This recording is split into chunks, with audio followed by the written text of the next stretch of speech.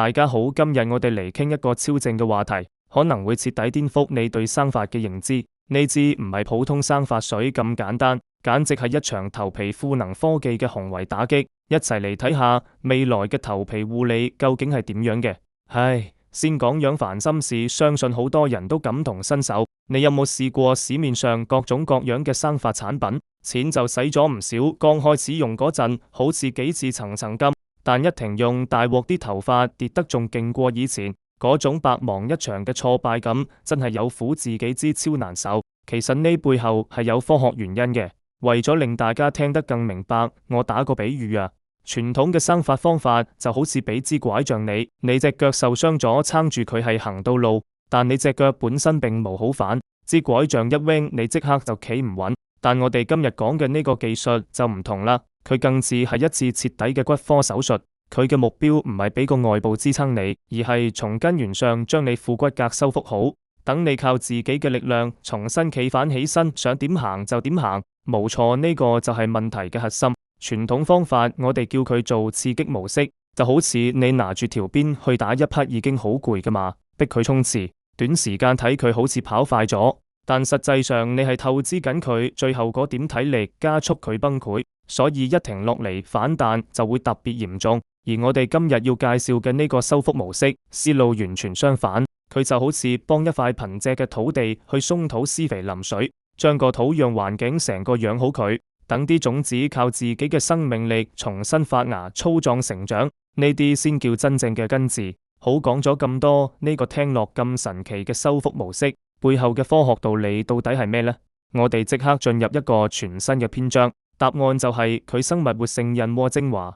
首先我要強調一下，佢唔係藥，佢係一款非常尖端嘅頭皮營養精華。佢嘅核心技術靈感起點非常高，源自1986年諾貝爾生理學獎關於表皮生長因子，即係 SCF 嗰個重大發現。所以話呢個技術一出世就係企喺科學巨人嘅膊頭上面，所以大家一定要記住呢個最關鍵嘅區別。我哋嘅目標唔係俾一個臨時嘅解決方案你，而係要實現毛囊永續性嘅功能恢復。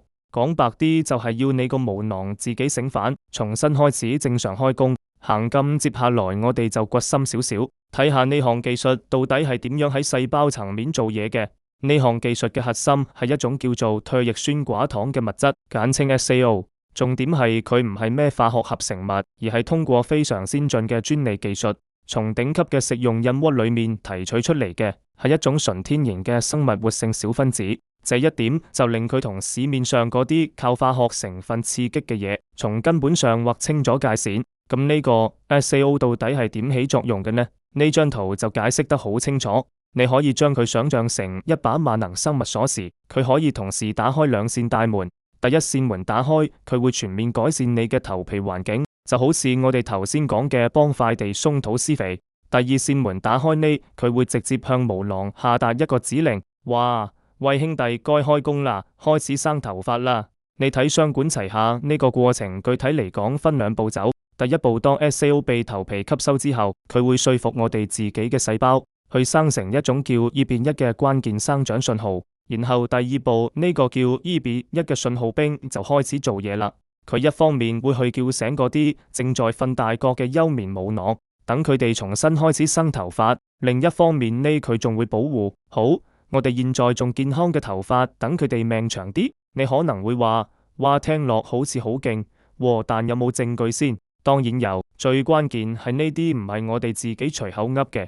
2017年喺核心期刊《藥理學與臨床》發表嘅一篇論文就證實咗，喺實驗裏面加入咗 SAO 之後，細胞產生各種關鍵生長因子嘅能力普遍都提升咗超過50%。呢個說明咩呢？說明佢能夠全面激活成個生長系統。呢個係有嚴肅嘅學術研究背書噶。咁同市面上我哋常見嘅嗰啲方法，比如話食藥啊、植髮啊，比起來又點呢？呢張對比表可以話係一目了然。你睇佢嘅核心邏輯係修復而唔係刺激，更加唔係拆東牆補西牆嘅植髮，這就決定咗佢喺自然度、安全性仲有效果嘅持久性上都有住巨大優勢。而最重要嘅一點係佢無依賴性，因為你嘅毛囊係真正被醫好咗。好，理論講咗咁多，所謂是雷是馬拉出來溜溜，講1000到10000，最終都要睇效果㗎嘛。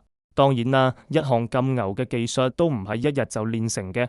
喺過去嘅8年裏面，這項技術本身都一直不斷進化。你睇下喺2017年嗰陣，可能需要3到6個月先睇到效果，但係現在最新嘅版本只需要30到45日，你就能夠睇到肉眼可見嘅變化，而且效果亦由最開始嘅維持現狀，真正升級到無囊再生，能夠令一個無囊單位重新生出2條甚至3條健康嘅頭髮，速度提升超過300%。呢個係咩概念？即係意味住你唔使再苦苦等大半年，心裏面七上八下咁好快，你就可以睇到希望。呢樣嘢對揸門堅持落去嘅信心來講，簡直太重要了。當然光係快仲未夠重要多，密度提升超過200%，呢個可唔係小修小補嘅變化，呢個係由稀疏到濃密嘅質嘅飛躍，係你嘅髮量喺視覺上一次根本性嘅逆轉。我哋嚟睇個真實例子，呢位係一位典型嘅男性用戶，你睇睇佢用之前，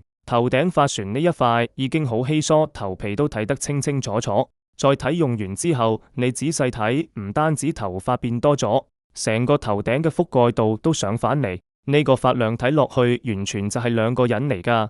如果話頭頂嘅例子仲未夠說服力，咁我哋嚟睇個更難嘅女性嘅髮際線。呢個可係公認嘅生髮禁區，係塊硬骨頭，因為呢度嘅毛囊萎縮得往往最厲害。如果連呢度都能攻克，咁呢項技術嘅實力就真係冇得頂啦。你睇睇呢個效果，我只能用驚人2個字嚟形容。但你以為咁就完？佢嘅效果比我哋想象嘅仲要深，甚至觸及到了衰老嘅另一個標誌。呢個就仲犀利啦！你敢信？這係一位73歲用戶嘅對比圖。你唔單止能睇到頭髮變密咗，更神奇嘅係你仔細睇，白頭髮嘅比例也大大減少咗。這唔係染髮啊，這係因為佢從根源上將我哋毛囊裏面生產黑色素嘅嗰個小工廠俾修復咗。這就再一次證明佢係喺度修復你身體本身嘅功能，而唔係俾你一個表面嘅偽裝。好，睇到呢度，你肯定想問，咁好嘅嘢到底要點用先可以達到最好嘅效果呢？其實用法特別簡單，官方推薦一個2步走嘅方案。第一階段叫激活期，你每天早晚各用1次，集中火力將嗰啲沉睡嘅毛囊都喚醒。當你用落嚟對效果感到滿意了，就可以進入第2階段，也即係維持期。這時候每日用1次就夠了，輕輕鬆鬆鞏固住這個成果。所以話這一切都意味住我哋護髮嘅思路真係要變一變啦。我哋終於可以拎咗嗰啲臨時嘅拐杖，真正從生物學嘅層面對我哋嘅頭髮進行一次結構性嘅修復同強化。